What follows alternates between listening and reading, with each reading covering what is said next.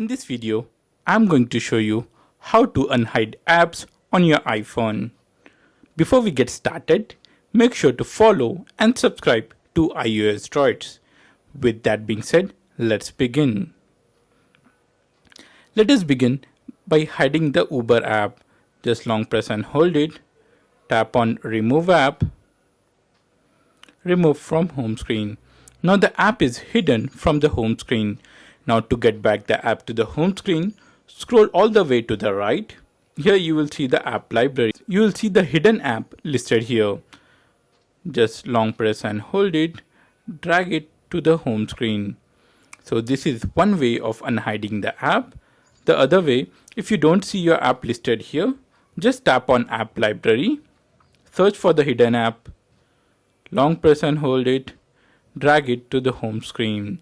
This is how you unhide apps on your iPhone. For more detailed tutorial, click the first link given in the description of the video. So that's it about the video, guys. I hope you guys have enjoyed this video, and if you did, make sure to give this video a big thumbs up and subscribe to this channel for more videos like this.